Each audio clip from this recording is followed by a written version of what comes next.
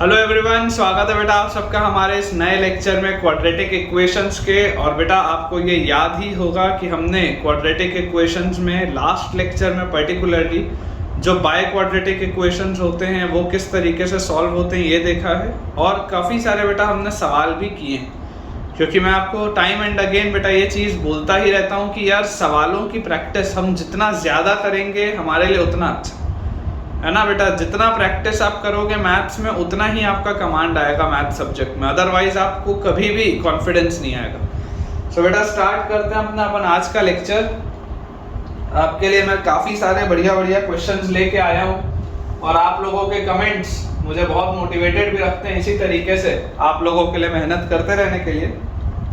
देखिए हमारे पास बेटा आज का पहला सवाल लिखा हुआ है, we call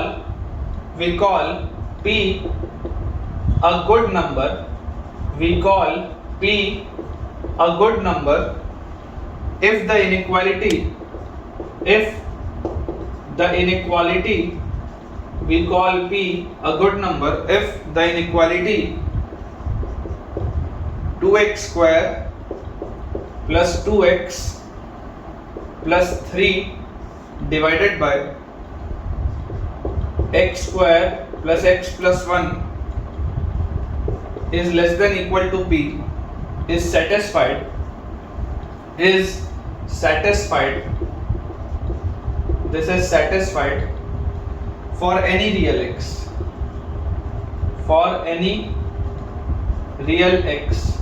it is satisfied for any real x. Find the smallest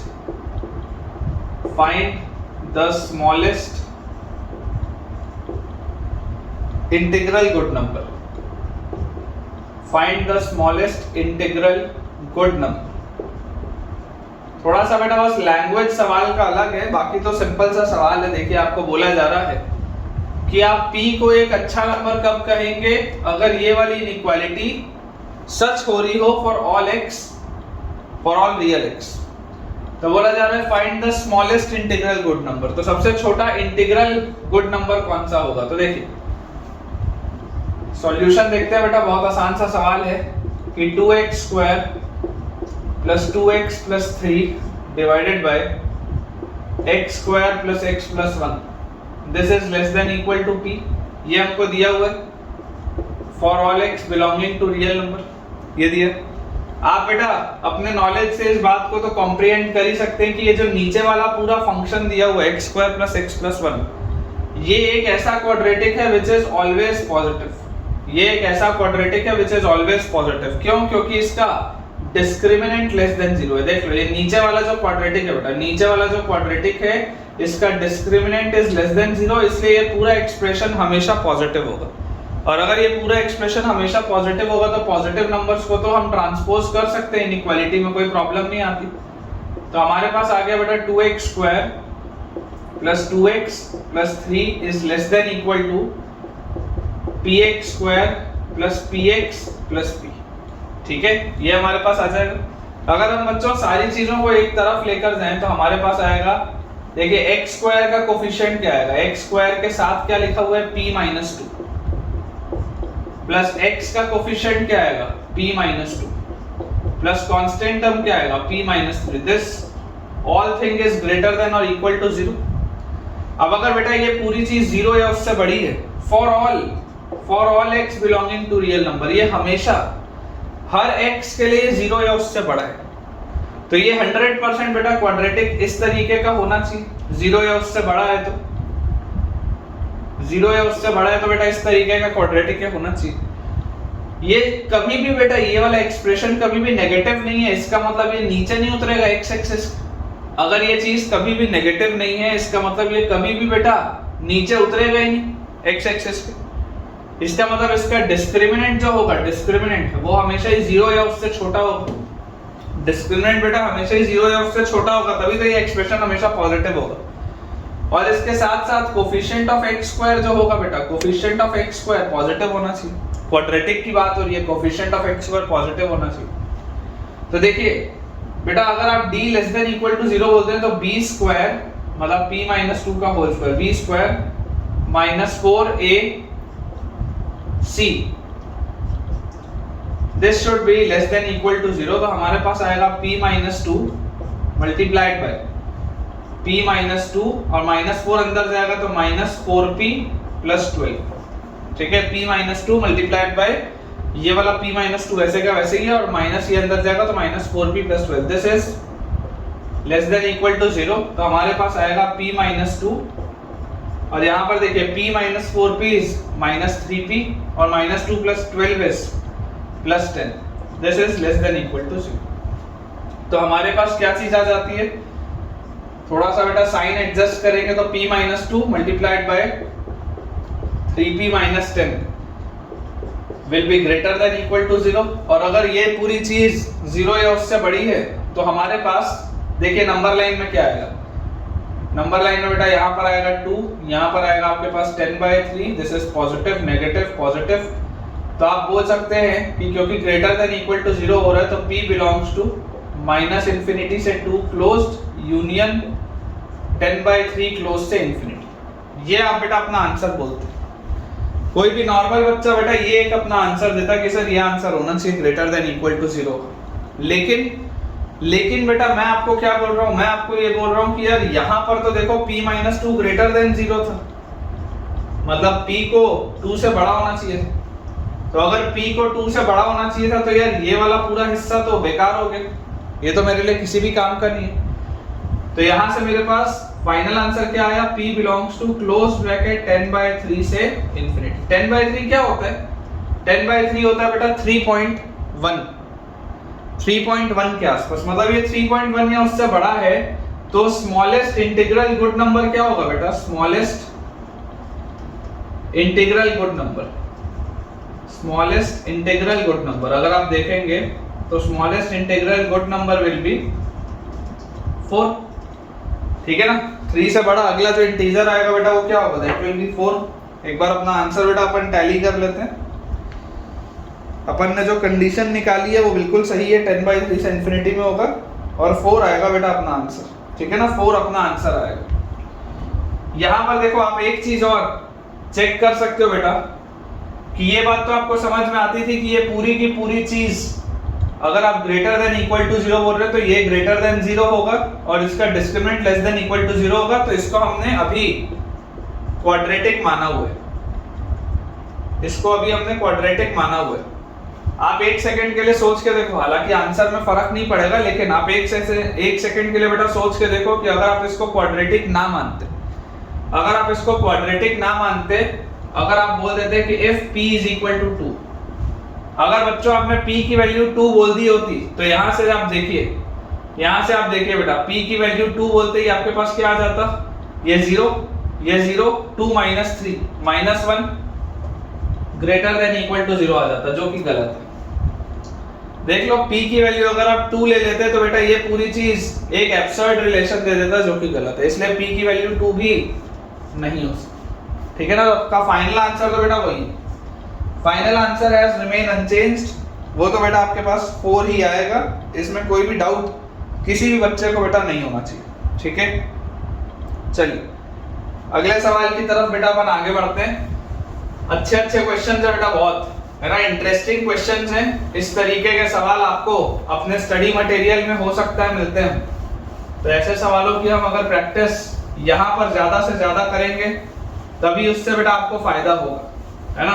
कुछ लेक्चर्स का बस और बचा है बेटा क्वाड्रेटिक, है ना, 8-9 लेक्चर बस और बचे हैं क्वाड्रेटिक में। उसके बाद क्वाड्रेटिक वाला चैप्टर खत्म होगा, फिर हम सीक्वेंस एंड सीरीज वाला बेटा चैप्टर आगे लेकर चलेंगे।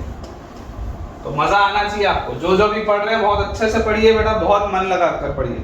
देखिए क्वेश्चन हमको दिया हुआ है, अगला सवाल दिया हुआ है, find the values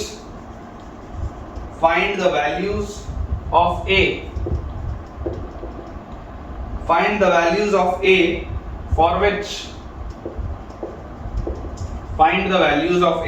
for which -3 is less than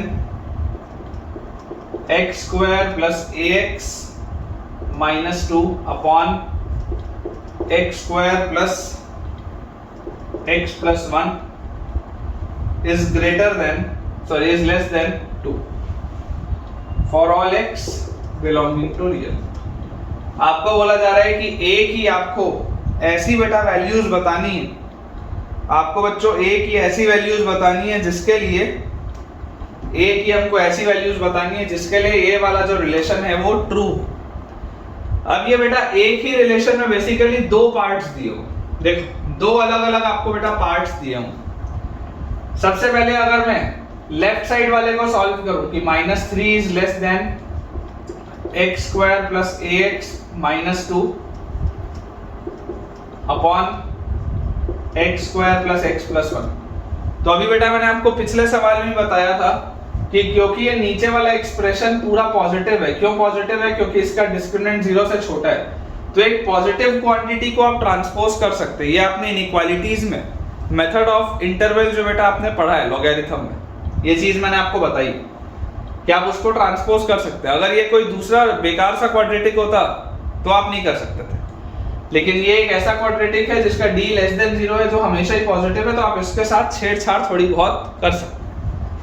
तो यहां से आपके पास आ जाएगा बेटा, देखिए x square plus ax minus 2, ये वाला एक्सप्रेशन इज ग्रेटर देन, ये उधर चला जाएगा तो -3x square minus 3x minus 3, सबको एक साइड अगर लेके जाएंगे तो x स्क्वायर और 3x square 4x square a plus 3x और कांस्टेंट टर्म बेटा 3 minus 2 is plus 1, this is greater then 0। तो अगर ये एक एक्सप्रेशन है, देखो ये एक एक्सप्रेशन है जो हमेशा 0 से बड़ा है, this is an expression which is always greater then 0। और ये वाला बेटा जो पर्टिकुलरली आपके पास एक्सप्रेशन दिया है, ये वाले एक्सप्रेशन में आपको क्या बात दिखाई दे रही है कि इसका लीडिंग कोफिशिएंट भी पॉजिटिव है। तो अगर इसका बेटा लीडिंग कोफिशिएंट भी आपके पास पॉजिटिव है, इसका मतलब 100% इसका d 0 से छोटा होगा, तभी तो ये एक्सप्रेशन पूरा पॉजिटिव होगा। तो d लेस देन 0 मतलब b स्क्वायर, देखो d लेस देन 0 का क्या मतलब है, d less then 0 is b square minus 4ac, a और c, this is less then 0।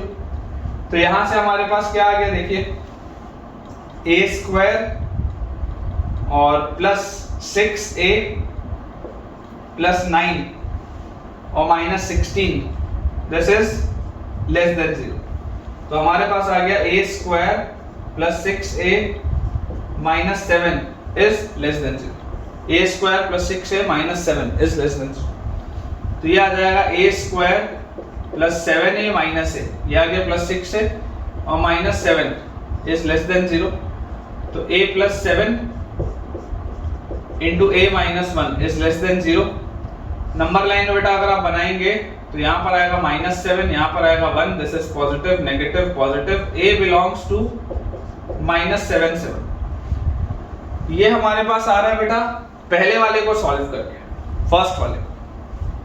अब हम बात करते हैं सेकंड वाली चीज की, ठीक है ना। ये एक पार्ट तो हो गया हमारा सॉल्व, अब हम बात करते हैं सेकंड वाली चीज की। सेकंड वाले में हमारे पास बेटा ये रिलेशन दिया हुआ है कि x square plus ax minus 2 upon x square plus x plus 1 is less then 2।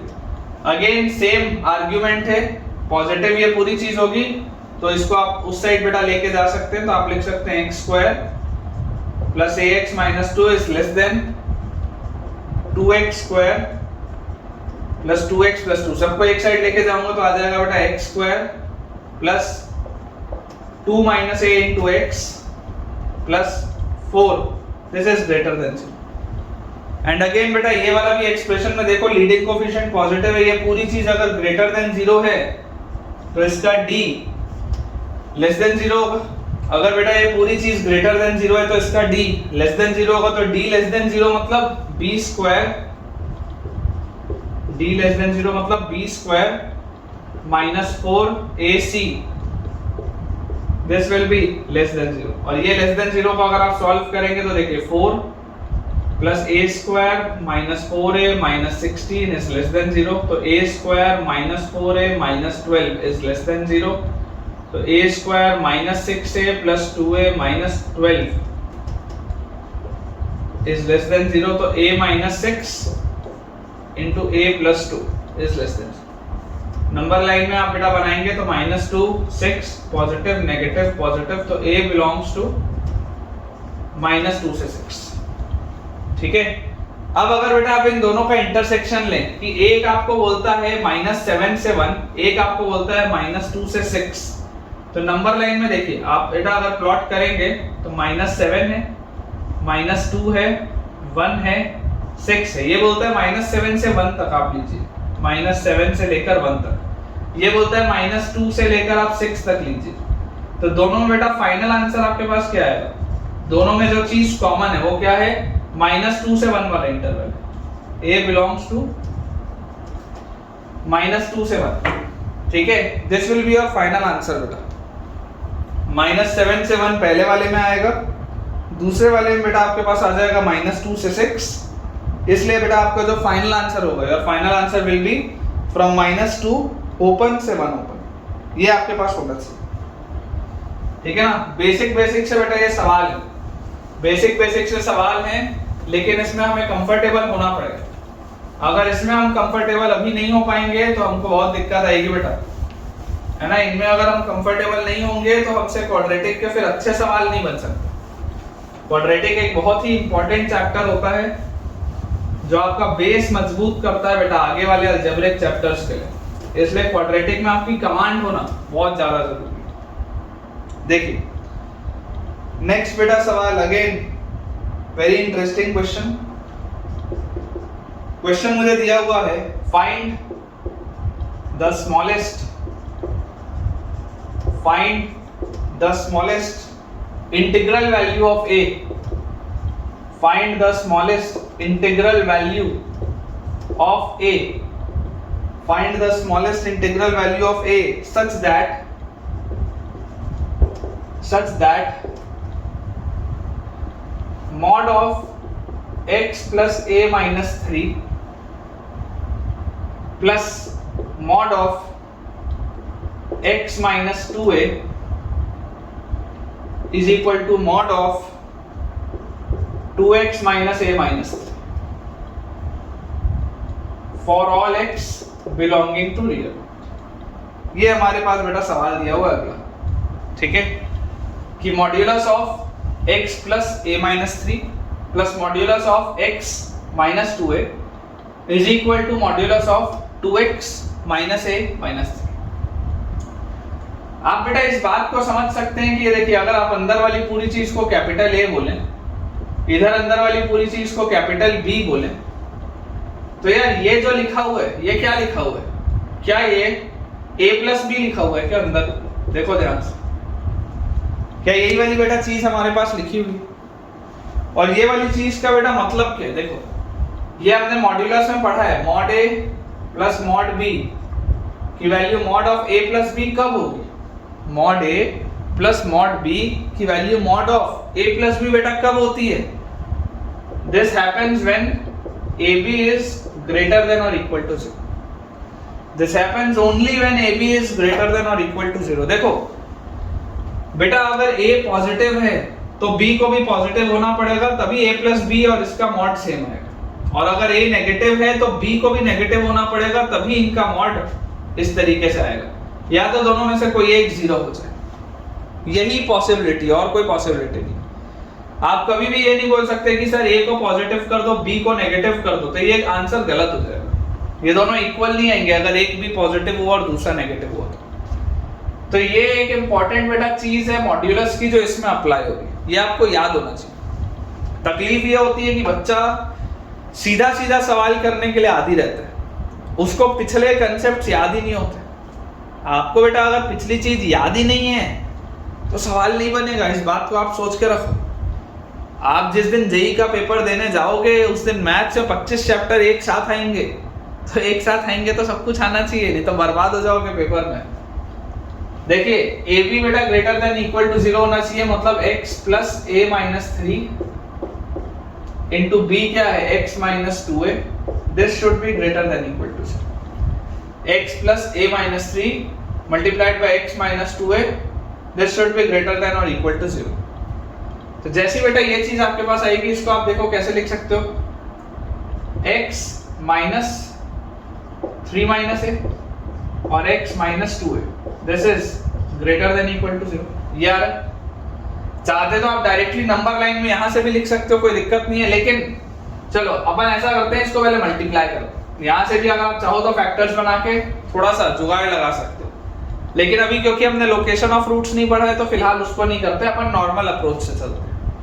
देखिए इन दोनों का अगर आप मल्टीप्लाई करेंगे, x से x होगा x square plus ax minus 3x, minus 2a इन सबसे होगा तो minus 2ax minus 2a square plus 6a। ये पूरी चीज ग्रेटर देन इक्वल टू 0 होनी चाहिए। तो यहां से बेटा आप समझिए इस बात को कि this is true for all x belonging to real number. आप अगर इसको x में क्वाड्रेटिक मानोगे तो x स्क्वायर प्लस x का कोफिशिएंट क्या क्या है, ax और माइनस 2ax, तो माइनस ax, तो माइनस a माइनस 3a इसका कोफिशिएंट, और कांस्टेंट टर्म क्या है minus 2a square plus 6। This is greater than equal to 0। ये चीज हमारे पास लिखी। अब देखो अगर ये बेटा सही है for all x belonging to real number, तो मैं आपको क्या बोलूंगा, that this expression is always greater than equal to 0। इसका मतलब इसका discriminant will always be less than equal to 0। देख लो x स्क्वायर का कोफिशिएंट 1 है, x स्क्वायर का कोफिशिएंट अगर बेटा 1 है तो ये अगर पूरा एक्सप्रेशन हमेशा ही ग्रेटर देन इक्वल टू 0 है तो इसका डिस्क्रिमिनेंट हमेशा ही लेस देन इक्वल टू 0 होगा। डिस्क्रिमिनेंट क्या है इसका, b स्क्वायर, मतलब कि a प्लस 3 का होल स्क्वायर, माइनस कॉमन ले लो, स्क्वायर में तो बैलेंस हो जाएगा, तो a प्लस 3 का whole square, b square minus 4ac, c में क्या है minus 2a square plus 6। This is less than equal to 0। Solve करो, a square plus 6a plus 9, इसको अंदर लेके जाएंगे तो प्लस 8a स्क्वायर, और इसको अंदर लेके जाएंगे तो minus 24a। This is less than equal to 0। This is less than equal to 0। तो a स्क्वायर और 8a square is 9a square, 6a और minus 24a is minus 18a, और plus 9। This is less than equal to 0। ये मेरे पास आ रहा है बेटा, this whole thing is less than equal to 0। 9 अगर आप कॉमन लोगे अंदर आ जाएगा a square minus 2a plus 1। This is less than equal to 0। 9 common लेते ही a square minus 2a plus 1 is less than equal to 0। 9 हटा सकते हो तो बेसिकली ये a माइनस 1 का whole square less than equal to 0 लिखा है। सोचो ध्यान से बेटा, सोच के देखो कि क्या भला कोई एक परफेक्ट स्क्वायर, क्या भला कोई एक परफेक्ट स्क्वायर बेटा 0 या उससे छोटा हो सकता है क्या? 0 के बराबर तो हो सकता है, लेकिन 0 से छोटा हो सकता है क्या? सोच के देखो, 0 से छोटा तो नहीं हो सकता, 0 से छोटा तो नहीं हो सकता बेटा। तो लीस्ट केस में क्या होगा बेटा, लीस्ट केस में होगा कि a माइनस 1 का होल स्क्वायर 0 के बराबर हो और a की वैल्यू 1 है। एक ही वैल्यू पॉसिबल है, smallest integral value of a पूछ रहा है, ओनली वैल्यू है बेटा ये, a की और कोई दूसरी वैल्यू संभव ही नहीं है। इकलौती जो a की वैल्यू बेटा पॉसिबल है दैट इज 1। a की सिर्फ और सिर्फ बेटा 1 ही है वैल्यू जो पॉसिबल है, उसके अलावा और कुछ भी इसका पॉसिबल नहीं। ठीक है, तो ये भी समझ में आना चाहिए बेटा, है ना, ये भी आपको समझ में आना चाहिए, इंपॉर्टेंट है, बहुत इंपॉर्टेंट है। चलिए अगले सवाल की तरफ आगे बढ़ते हैं। यार देखो मजा अगर आ रहा होगा, चीजें अगर सीखने को मिल रही हैं और अगर आपको लग रहा है बेटा कि आपको फायदा हो रहा है तो मुझे कमेंट्स में जरूर बताइए, ताकि मैं आपके लिए ऐसे सवाल और लेकर आ पाऊं, है ना। जो भी कंसेप्ट हम कर रहे हैं उसके इतने सारे बेटा हम क्वेश्चंस प्रैक्टिस कर रहे हैं, तभी आपको चीजें समझ में आ रही हैं, अदरवाइज नहीं आती।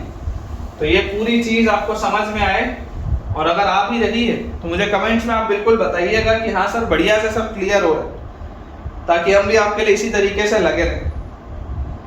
अगला सवाल काफी इंपॉर्टेंट क्वेश्चन है बेटा, काफी अच्छा सवाल है, बहुत कुछ इसमें आपको सीखने को मिलेगा।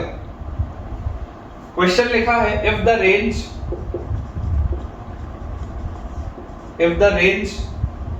of the function, if the range of the function, कौन सा फंक्शन है, if the range of the function fx is equal to x square plus ax plus b divided by x square plus 2x plus 3 is close bracket minus 5 to 4, is close bracket -5 to 4, और इसमें आपको बेटा ये बोला जा रहा है कि a, b belongs to natural number. a comma b belongs to natural number, then find the value of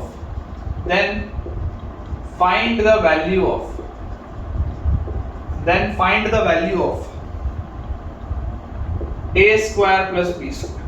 ये बेटा मेरे पास सवाल है, बहुत ही अच्छा सवाल है, बहुत ही सुंदर सवाल है, बहुत ही सुंदर सवाल है, बहुत ही अच्छा सवाल है। देखिए, if the range of the function fx is equal to x square plus ax plus b divided by x square plus 2x plus 3 is close bracket minus 5 से 4 where a comma b belongs to natural number, then find the value of a square plus b square।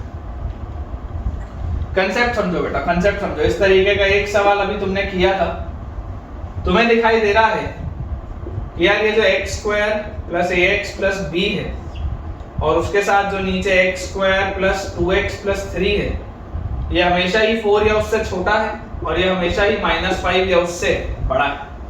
ये बात आपको समझ में आती है that this whole thing ये हमेशा ही -5 या उससे बड़ा है और 4 या उससे छोटा है। ये बात तो हमको समझ में आती है बेटा, क्लियर है।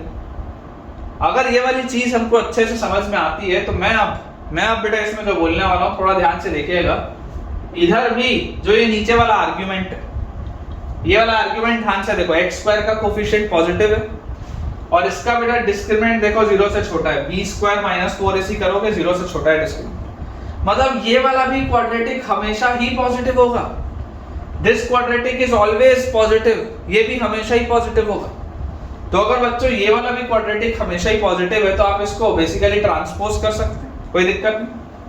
ट्रांसपोज करेंगे तो बेसिकली लिखा क्या है देखो, -5x square minus 10x minus 15 is less than equal to x square plus ax plus b is less than equal to 4x square plus 8x plus 12।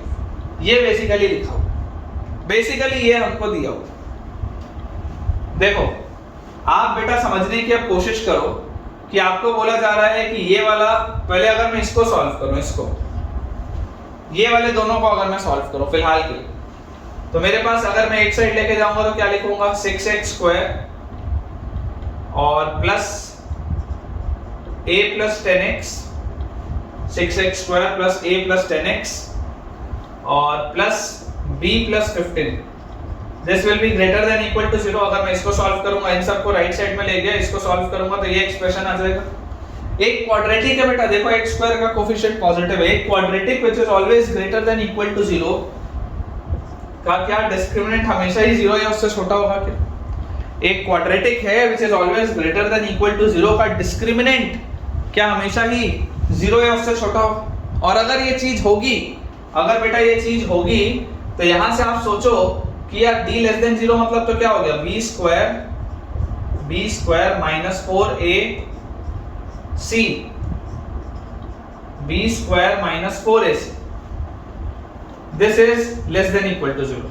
देख लो, b square minus 4ac is less than equal to 0। Solve अगर आप करोगे बेटा तो आपके पास आएगा a square plus 100, a square plus 100 plus 20a और माइनस 24b और उसके बाद देखो 15 into 6 90, 90 into 4 360 minus 360। This is less than equal to 0।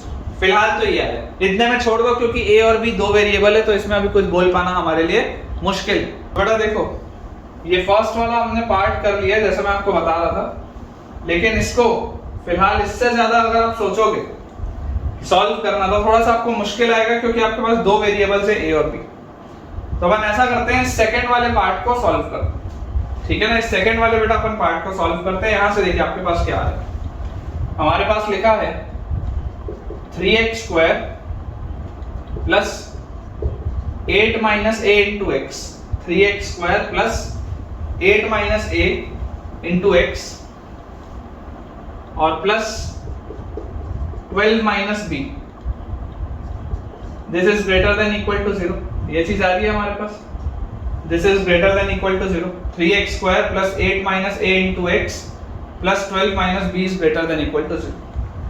जैसे ही बेटा ये वाली चीज मेरे पास आई, अब जो आपको बेटा ध्यान देने वाली बात है, है ना। ये चीज के आते ही जो आपको बेटा ध्यान देने वाली बात है वो क्या है, ध्यान देने वाली बेटा बात मेरे पास ये है कि यार ये भी एक क्वाड्रेटिक है तो इसका भी डिस्क्रिमिनेंट तो हमेशा ही 0 है, उससे छोटा होगा। तो मेरे पास आ जाएगा b square minus 4ac, this will be less than equal to 0। तो एक्सपैंड करते हैं 64 प्लस a स्क्वायर माइनस 16 है, 64 प्लस a स्क्वायर माइनस 16 है, और 12 माइनस 144 और plus 4, this is less than equal to 0। ये मान लेते हैं बेटा मेरे पास सेकंड इक्वेशन आ गई। ये मेरी पहली इक्वेशन है, ये मेरे पास बेटा ये दूसरी इक्वेशन है। देखो दोनों में a और b के टर्म्स। मैं अगर आपको बेटा ये बोलूं, यहाँ पे 12 भी आएगा। मैं बेटा अगर आपको ये बोलूं कि यार हम ऐसा करते हैं कि इक्वेशन 1 में 2 टाइम्स ऑफ इक्वेशन 2 ऐड कर देते हैं। क्यों कर रहा हूं अभी बताता हूं। देखो ये फिलहाल इक्वेशन 1 का a स्क्वायर वैसा ही है, प्लस 20a वैसे का वैसा ही है, 100 माइनस 360 माइनस 260 वैसा ही है, और ये माइनस 24 भी वैसा ही। और इक्वेशन 2 में a स्क्वायर और माइनस 16 है, और 64 माइनस 144 इज माइनस 80, और प्लस एक सेकंड, इसको मैंने ट्वाइस करके आपको बोला बेटा ऐड करने, तो ट्वाइस अगर करेंगे तो 2a स्क्वायर और माइनस 32a और 64 माइनस 144 माइनस 80 का डबल माइनस 160 और 12 का ये प्लस 24। तो अगर ये भी 0 से छोटा था, ये भी 0 से छोटा था, तो दोनों को ऐड करूंगा तब भी 0 से छोटा ही आएगा मेरे पास। तो बेटा देखो ध्यान से, ये माइनस 24 भी और प्लस 24 भी कट रहा है। मैंने इन दोनों इक्वेशंस को इस तरीके से सेट किया है कि एक वेरिएबल बेटा मेरा हट जा रहा है। इन दोनों ही इक्वेशंस को मैंने ऐसे सेट किया है कि एक वेरिएबल मेरा डिलीट हो जा रहा है। ठीक है, मैंने ये चीज a में क्यों नहीं की, क्योंकि a के 2 पावर्स थे, दोनों के कोफिशिएंट्स अलग अलग थे, तो मैच करना बहुत मुश्किल था, पॉसिबल नहीं था, लेकिन इसमें पॉसिबल है। तो हमारे पास आ गया बेटा 3a स्क्वायर माइनस 12a और minus 420, this will be less than equal to 0, correct. 3 का अगर हम फैक्टर कॉमन ले लें तो a square minus 4a minus 140 will be less than equal to 0। Factorise बेटा अगर आप करोगे तो a स्क्वायर माइनस 140 के लिए माइनस 14 है और प्लस 10, दोनों का सम माइनस 4a आ जाएगा, minus 140, this is less than equal to 0। तो मेरे पास आ गया बेटा a minus 14 multiplied by a plus 10 is less than equal to 0। a minus 14 multiplied by a plus 10 is less than equal to 0। इसको बेटा थोड़ा सा अपन क्लियर कर लेते हैं ताकि अपने पास स्पेस रहे इसको सॉल्व करने की।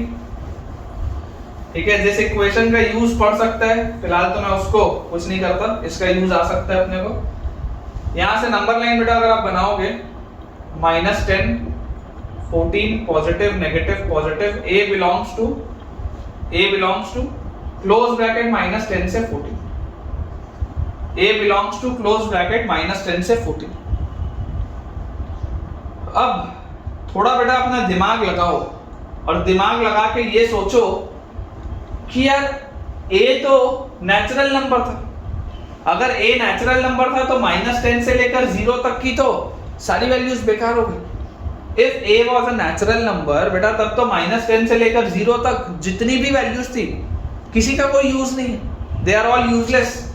तो मेरे पास बताओ क्या आ जाएगा, a की possible values 1 2 3 4 5 6 7 8 9 10 11 12 13 14, these are possible values, these are possible values। क्या ये सब आंसर होंगी? क्या मैं ये नहीं बोल रहा, क्योंकि मुझसे तो a square plus b square बस पूछा गया, तो क्या ये सब आंसर हो सकती है क्या?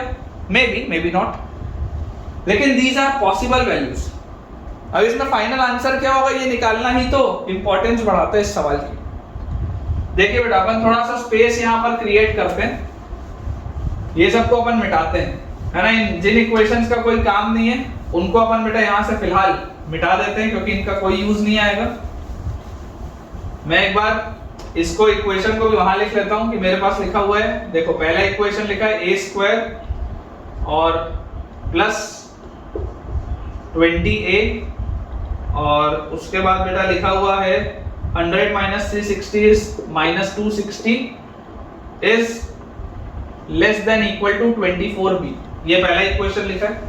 और दूसरा इक्वेशन बेटा मेरे पास लिखा हुआ है कि 12b is less than equal to, इन सबको उस साइड ले जाते हैं, माइनस a स्क्वायर और प्लस 16a और उसके बाद लिखा हुआ है बेटा 64 और माइनस 144 इज माइनस 80, उधर जाएगा तो प्लस 80। ये मेरे पास लिखा हुआ है।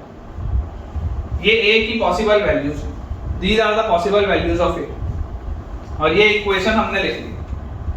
अच्छा जरा सोच के देखो, सोच के बेटा देखो, अगर a को मैं 14 लेता, अगर मैं a को बेटा 14 लेता तो मेरे पास b की कितनी वैल्यूज आती? b की a को 14 लेने पर, a को 14 लेने पर बेटा यहाँ पर आप सोच के देखो, 14 का स्क्वायर 196, 14 इंटू 228 और ये 0 तो 280 और minus 260 is less than equal to 24b लिखा है। 280 में से 260 गया तो 20 और 196 इज 216, ये आ जाता बेटा 216। तो 24 इंटू 9 होता है बेटा 216, 24 इंटू 9, 24 इंटू 10 240 होता है, 24 इंटू 9 होता है 216, मतलब b is greater than equal to 9 आ रहा है। और यहां पर अगर बेटा आप रखोगे a को 14 तो माइनस 196, 14 रखते ही 14 इंटू 16, 14 इंटू 16 बेटा आप जैसे करेंगे तो 14 इंटू 10 होता है 140, 14 इंटू 6 होता है 84, 140 और 84 इज 224, तो प्लस 224 और प्लस 80। अच्छा 196 अगर आप माइनस करेंगे तो 4 और 24 28, 108 आएगा बेटा, 108। मतलब कि 12b is less than equal to 108, तो b is less than equal to क्या आएगा 9। देख लो वहां पे बोल रहा है b को 9 या उससे बड़ा, यहाँ पर बोल रहा है b को 9 या उससे छोटा, तो पॉसिबल वैल्यू इकलौती यहाँ पे इस केस में b की क्या आ रही है 9 आ रही है। मतलब जब a 14 है तब b क्या आ रहा है आपके पास 9 आ रहा है। मैं बाउंड्री पॉइंट पहले चेक किया, जो बाउंड्री पॉइंट था ये a का बाउंड्री पॉइंट 14 था और इस केस में b की इकलौती वैल्यू क्या है 9 है। अच्छा चलो एक और चेक करते हैं, एक और चेक करते हैं, फिर मैं आपको कंसेप्ट समझाता हूं कि हो क्या रहा है। ठीक है ना, हमने क्या लिखा है और उससे हो क्या रहा है अभी मैं आपको बताता हूं। एक और चेक करते हैं,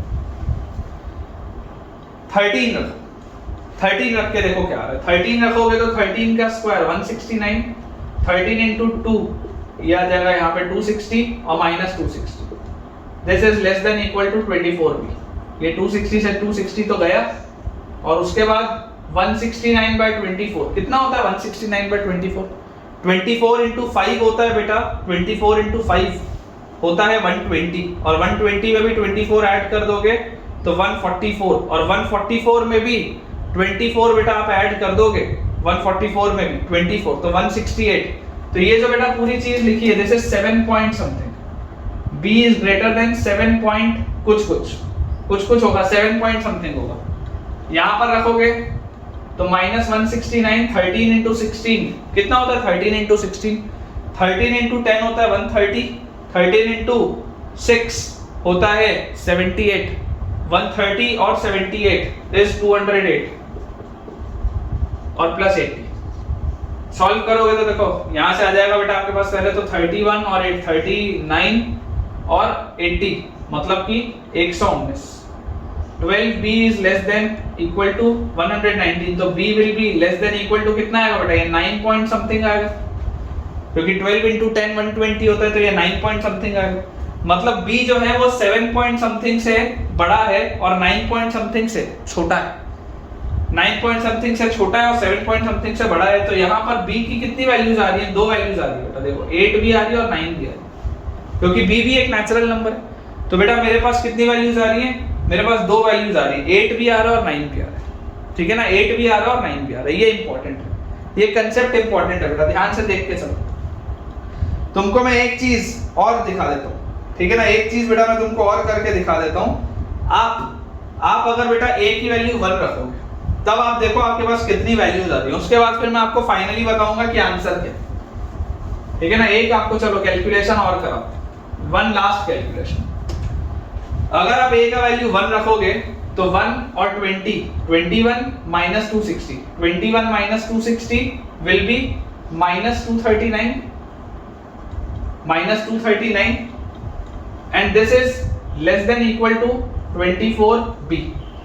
अच्छा सोच के देखो, अगर minus 240 होता तो ये minus 10 आता, अगर बेटा ये minus 240 होता तो ये minus 10 आता, तो ये minus 240 तो नहीं है, ये तो minus 239 है, मतलब कि ये minus 9 पॉइंट समथिंग होगा, minus 9 पॉइंट कुछ 24 से जब आप डिवाइड करोगे minus 239 को तो ये minus 9 पॉइंट समथिंग आएगा। और यहाँ पर अगर आप a को 1 रखोगे तो 1 minus 1 और 16 minus 1 is 15 और 80 95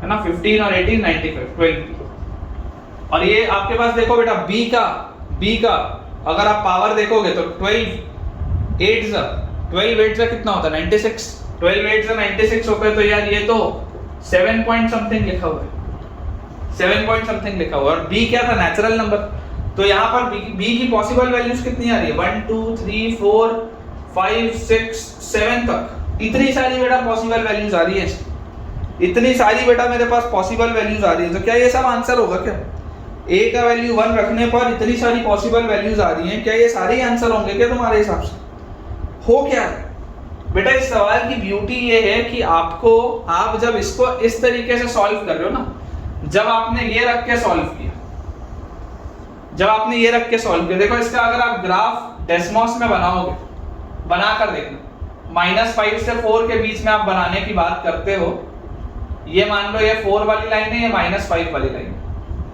जब आप बेटा इसका ग्राफ डेसिमल्स में बनाएंगे ना, तो जब आप बोल रहे हैं कि -5 से 4 के बीच में आपने सॉल्व किया, और अगर आपके पास इतने सारे मल्टीपल आंसर्स आ रहे हैं, इट मींस कि जो सारे आंसर्स का रेंज होगा ना बेटा, वो रेंज इन्हीं के बीच में होगा, वो रेंज इन्हीं के बीच में होगा। आप इन अलग अलग वैल्यूज के लिए रख के देखना इस ग्राफ, ये जो मैं a की अलग अलग वैल्यूज बोला हूं ना, a की वैल्यू 1 पे b की वैल्यू 1 रख के देखना, a की वैल्यू 2 पे कुछ रख के देखना, a की वैल्यू 1 पे b की वैल्यू 2 रख के देखना, a की वैल्यू 1 पे b की वैल्यू 5 रख के देखना, a की वैल्यू 13 पर b की वैल्यू 8 और 9 रख के देखना। आप सब में बेटा पाओगे कि ये इन्हीं के बीच में चलेगा, -5 से 4 के बीच में चलेगा, -5 से 4 के बीच में चलेगा।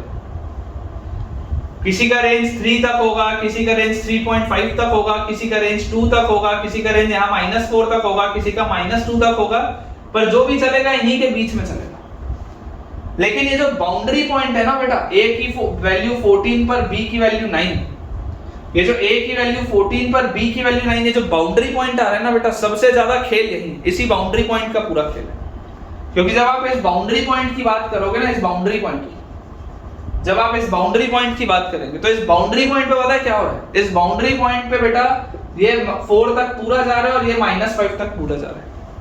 ये चीज सिर्फ और सिर्फ इस बाउंड्री पॉइंट पे हो रही है और कहीं नहीं हो रही। जब मैं बाउंड्री पॉइंट चेक करूंगा तो बाउंड्री पॉइंट पे ये 4 तक जा रहा है और ये -5 तक जा रहा है। आप ग्राफ बनाकर देख लीजिए। प्रॉब्लम क्या हो रही है, प्रॉब्लम ये हो रही है कि जब मैं इसको एज एन इनइक्वालिटी सॉल्व कर रहा हूं, जब इसको बेटा मैं एज एन इनइक्वालिटी सॉल्व कर रहा हूं, तब तो मुझे बहुत सारे आंसर्स आएंगे ही ना। लेकिन मुझे क्या वो सारे आंसर्स लेने हैं क्या, नहीं। मुझे कौन से आंसर्स लेने हैं बेटा, मुझे वो आंसर लेने हैं जिसमें इसका इंटरवल -5 से 4 आए, -5 से 4 के बीच में ना आए। मुझे इंटरवल -5 से 4 चाहिए, मुझे -5 से 4 के बीच का इंटरवल नहीं चाहिए। मतलब आप जब ये बीच की सारी वैल्यूज रखोगे ना, ये जब आप बीच की बेटा सारी वैल्यूज रखोगे, तो आपको हो सकता है कभी रेंज मिल रहा हो -3 से 2, -3 से 2 भी इसी के अंदर हो सकता है, कभी मिल रहा हो -3 से 3 वो भी इसी के अंदर हो सकता है, कभी मिल रहा हो -3 से 4 वो भी इसी के अंदर है। लेकिन इनमें किसी भी केस में -5 से 4 एग्जैक्ट ये इंटरवल नहीं मिलेगा। मुझे क्या चाहिए, मुझे ये इंटरवल चाहिए, मुझे इसके बीच की बात नहीं करनी है। इसलिए बेटा मेरा जो पूरा कैलकुलेशन चलेगा that will be on boundary points. ये जो बाउंड्री पॉइंट है ना बेटा, ये बाउंड्री पॉइंट पे ही ये -5 और 4 इसको अटेन करेगा। मतलब कि a का वैल्यू होगा 14 और b का वैल्यू होगा 9, ये बाउंड्री पॉइंट पे होगा। तब आपका ग्राफ पूरा -5 और 4 सबको टच करेगा, ठीक है। तो जैसे ही बेटा ये होगा तो देखो a का वैल्यू अगर मैं बोल दूं 14 आएगा तो 14 का स्क्वायर 196, b का वैल्यू बेटा 9 आएगा, 9 का स्क्वायर 81, तो फाइनल आंसर आपके पास कितना आ जाएगा 190 और 82 77, ये आपके पास आएगा बेटा। ठीक है, चेक कर लेता हूं मैं भी, पर ये आपके पास पूरी की पूरी चीज आएगी। ये इंपॉर्टेंट है बेटा समझ पाना, ठीक है ना। इसमें अक्सर बच्चों से गलतियां होती हैं। मैंने इनिशियली ही आपको बेटा ये सवाल इंपॉर्टेंट इसीलिए बोला कि आपके पास मल्टीपल आंसर्स आएंगे, पर मल्टीपल आंसर्स क्या दर्शा रहा है कि वो इस इंटरवल के बीच में लाए कर रहा है। मुझे बेटा इस इंटरवल के बीच में थोड़ा ना लाए कराना है, मुझे तो एग्जैक्टली ये इंटरवल चाहिए। तो अगर बेटा मुझे एग्जैक्टली यही वाला इंटरवल चाहिए तो मुझे आंसर क्या बोलना पड़ेगा, a को 14 रखना पड़ेगा और b को 9 रखना पड़ेगा, ताकि मैं बाउंड्री पॉइंट रखूं और वो इंटरवल मुझे मिले। पूरा इंटरवल रखूंगा तभी आंसर आएगा, मुझे इसके बीच का कोई भी इंटरवल नहीं चलेगा। ये जो सारे आंसर्स हैं, ये सारे आंसर्स बेटा इनके बीच के हैं। अपने को बीच का आंसर चाहिए ही नहीं, अपने को तो ये पूरा प्रॉपर इंटरवल चाहिए। ये प्रॉपर इंटरवल कब आएगा, जब मैं बाउंड्री पॉइंट रखूंगा कि a का वैल्यू 14 और बेटा b का वैल्यू 9। ठीक है, उस केस में आपके पास फाइनल आंसर विल बी 277। ठीक है बेटा, तो अपन अपना बोर्ड क्लियर कर लेते हैं। एक लास्ट सवाल हम और बनाते हैं बेटा आज का लेक्चर एंड करने के पहले। इसके बाद हम एक लेक्चर और लेंगे क्वेश्चंस पे, और फिर अपना बेटा नया हम चैप्टर स्टार्ट करेंगे, that will be theory of equations. नया जो टॉपिक होगा that will be theory of equations, वो इसके बाद वाले लेक्चर से आएगा बेटा। आज का लेक्चर जैसे हमने क्वेश्चंस पे दिया है, एक लेक्चर बेटा हम और देंगे क्वेश्चंस पे, और उसके बाद फिर हम थ्योरी ऑफ इक्वेशंस पे 2-3 लेक्चर लेंगे, फिर लोकेशन ऑफ रूट्स, और फिर ये चैप्टर खत्म। तो आज का बेटा लास्ट सवाल हमारे पास दिया हुआ है कि given x square plus 6x plus 25 is equal to 0 and x to the power 4 plus ax square plus b equal to 0 where a comma b belongs to integers, have two roots common,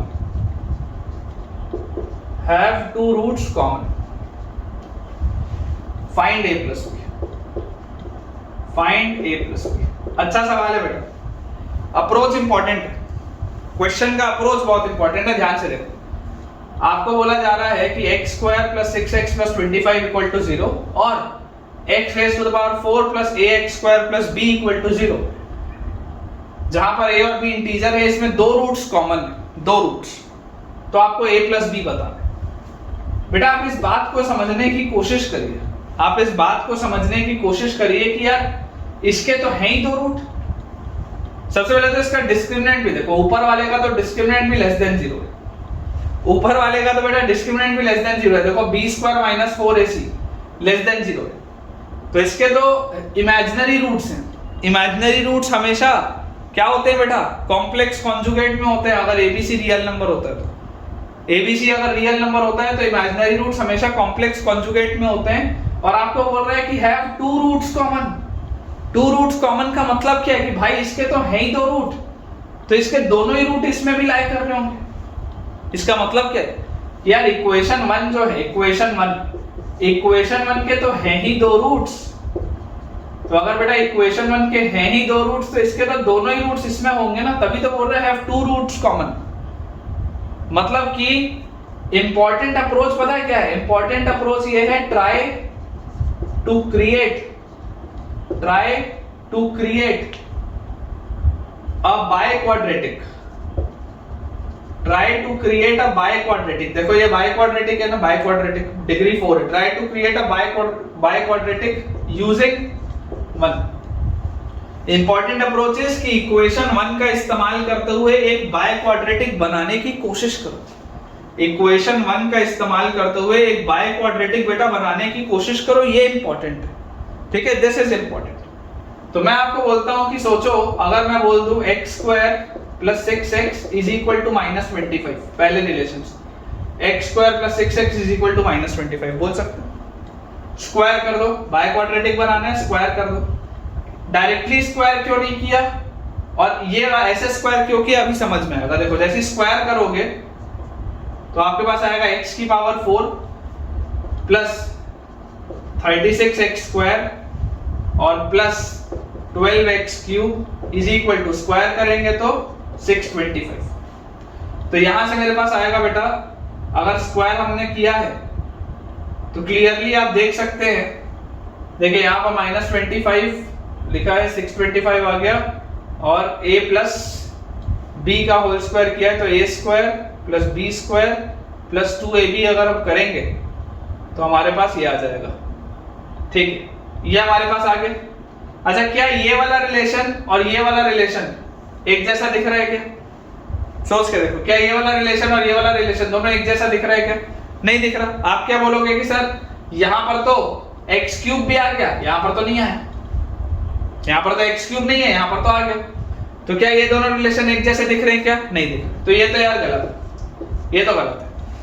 अच्छा, और मैं इसको कैसे लिख सकता हूं? Directly अगर square करूंगा तो a plus b plus c का होल स्क्वायर करूंगा तब तो बहुत सारे टर्म्स हो जाएंगे, तब भी क्यूब वाला टर्म आएगा तब भी ये नहीं मिलेगा, तब x वाला भी टर्म आएगा तब भी ये नहीं मिलेगा। अगर डायरेक्टली स्क्वायर कर दोगे भैया, अगर बाय क्वाड्रेटिक ही बनाना है तुम बोलोगे कि सर छोड़ो ना सब कुछ, डायरेक्टली स्क्वायर कर दो, तब भी तो भाई साहब आपके पास पावर 4 मिलेगा, पावर 3 मिलेगा, पावर 2 मिलेगा, पावर 1 मिलेगा और कुछ कांस्टेंट टर्म मिलेगा, तब भी तो ये दोनों डिफरेंट रहेंगे। लेकिन बेटा अगर मैं आपको ये बोलूं कि यार ऐसा लिख लेते हैं x square plus 25 is equal to -6x, ऐसा लिख लेते हैं। अब स्क्वायर करो, अब अगर बेटा स्क्वायर करोगे तो देखो आएगा x की पावर 4 प्लस 25 का square is 625 plus 2ab is 50x square is equal to 36x square. तो यहां से आपके पास आ गया x की power 4 plus 14x square plus 625 is equal to 0। क्या ये रिलेशन और ये रिलेशन एक जैसा दिख रहा है क्या? क्या ये दोनों रिलेशन देखो एक जैसा दिख रहा है क्या?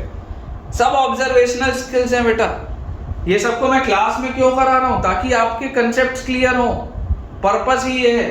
देखो हम जैसे जैसे बेटा क्वाड्रेटिक में आगे बढ़ते जाएंगे, एक बात तो आपको माननी पड़ेगी कि लेवल बढ़ेगा। अपन simple sum of roots, product of roots पे नहीं खेल सकते, लेवल बढ़ता जाएगा। इसलिए पिछला सवाल भी मैं मानता हूं कई बच्चों को पिछले सवाल में हवा नहीं लगी होगी कि सर आपको ग्राफ वाला क्या बताया, कुछ समझ में नहीं आया। भाई डाउट्स में पूछो, कमेंट से पूछो, टेलीग्राम चैनल ज्वाइन करो, वहां से टेलीग्राम मेरा आईडी निकालो, उसमें मुझसे पूछो, लेकिन क्लियर करो। या वीडियो को 3-4 बार देखो, उन वैल्यूज पर ग्राफ को प्लॉट कर करके देखो डेस्मॉस में, थोड़ा तो एफर्ट मारोगे ना तुम भी। ठीक है, देखिए जैसे ही आपके पास ये रिलेशन आया तो ये वाला बेटा रिलेशन अब देखो इससे सिमेट्रिक है, तो यहां से आप क्या बोल सकते हो कि यार a तो 14 लग रहा है देख के और b जो है वो देख के 625 लग रहा है, तो दोनों का आंसर तो यार 639 दिखता है, दोनों का आंसर तो 639 दिखता है। लेकिन बात आती है कि सर हम इसको एक्सप्लेन कैसे करेंगे, बात आती है कि सर ठीक है आपने बोल दिया हमने मान लिया, लेकिन इसको एक्सप्लेन कैसे करेंगे? तो मैं आपको बेटा ये बोलता हूं कि अगर इसके दो रूट्स थे, अगर इसके दो रूट्स थे तो मैंने इसी रिलेशन को तो ये लिखा है ना, वो दो रूट्स तो अभी इसके भी होंगे। सोच के देखो, अगर इसके दो रूट्स थे अल्फा और बीटा, तो भाई साहब अगर तुम -6x उधर ले जाओगे तो क्या अल्फा बीटा को बुरा लग जाएगा क्या? अबे अल्फा बीटा तो अभी भी होगा, अरे इसका अल्फा बीटा है तो इसका भी तो अल्फा बीटा ही होगा। और अगर तुमने स्क्वायर किया, तुमने अगर स्क्वायर किया तो पहले दो रूट थे अब हो गए 4 रूट, पहले दो रूट थे अब हो गए 4 रूट। इसका मतलब ये थोड़ा ना कि अल्फा बीटा गायब हो जाएगा, अल्फा बीटा तो अभी भी है, उनके साथ कोई दो रूट और आ जाएंगे, वो कौन से होंगे मेरे को नहीं पता, लेकिन उनके साथ आ जाएंगे कोई दो रूट और। समझ पा रहे हो इस बात को? अल्फा बीटा तो अभी भी होगा ना यार। इस इक्वेशन के साथ बेटा, इस इक्वेशन के साथ मैं जो भी छेड़खानी करूंगा रूट्स तो वही आएंगे ना अल्फा बीटा, इस बात को समझना है। ठीक है, थोड़ा सा एफर्ट यार आप लोग देखो खुद भी लगाओ, थोड़ा सा एफर्ट बेटा आपको खुद भी लगाना पड़ेगा। मैं आपको एक बहुत अच्छा कंटेंट दे सकता हूं, लेकिन आपको थोड़ा अगर मान लीजिए हम डिफिकल्ट लेवल के क्वेश्चंस की तरफ जा रहे हैं तो एफर्ट्स लगाने पड़ेंगे। बिना एफर्ट्स लगाए बेटा आपका काम नहीं चलेगा। इस बात को आप जितना जल्दी रियलाइज करें उतना अच्छा है। स्पून फीडिंग नहीं हो सकती बेटा, आपको थोड़ा मेहनत करना पड़ेगा। वीडियो अगर कोई में थोड़ा सवालों में प्रॉब्लम आ रहा है 3-4 बार आगे पीछे करके देखो, ग्राफ बना के देखो। मैंने आपको एक अच्छा प्लेटफॉर्म भी बताया डेस्मॉस का कि आप उसमें खोलो, उसमें ग्राफ बनाओ। ग्राफ बनाओगे तो तुमको खुद दिखेगा कि किस तरीके से रेंज आ रही। ठीक है, तो आज का बेटा लेक्चर अगर हैवी लगा हो, है ना, अगर हैवी लगा हो कि सर आज तो ठीक ठाक सवाल हो गए, हैवी था लेक्चर, डिफिकल्ट था, तो भी मुझे बताना कि तुमको कैसा लगा, डिफिकल्ट था कि इजी था, अच्छे से समझ में आया कि कम अच्छे से समझ में आया, सब कुछ बताना, कोई भी दिक्कत की बात नहीं है। ठीक है, अपने बेटा पॉजिटिव फीडबैक्स जरूर शेयर करते रहिए ताकि मैं भी मोटिवेटेड रहूं आपको इसी तरीके से बेहतरीन बेटा कंटेंट देने के लिए। वीडियो पसंद आया हो तो वीडियो को लाइक करना, चैनल को सब्सक्राइब करना और दोस्तों के साथ इस वीडियो के लिंक को शेयर करना बिल्कुल भी ना भूलें। और हमारे जितने भी नए स्टूडेंट्स हैं जो पहली बार इस वीडियो को देख रहे हैं या जिन्होंने अभी तक बेटा हमारा टेलीग्राम का चैनल ज्वाइन नहीं किया है, आप डिस्क्रिप्शन में देख सकते हैं बेटा, वीडियो के डिस्क्रिप्शन में आपको टेलीग्राम चैनल का लिंक दिख रहा होगा, उसे ज्वाइन करिए ताकि आपको सारे अपडेट्स मिल पाए हमारे लेक्चर्स के और होमवर्क के लिए प्रैक्टिस शीट भी मिल पाए। Thank you.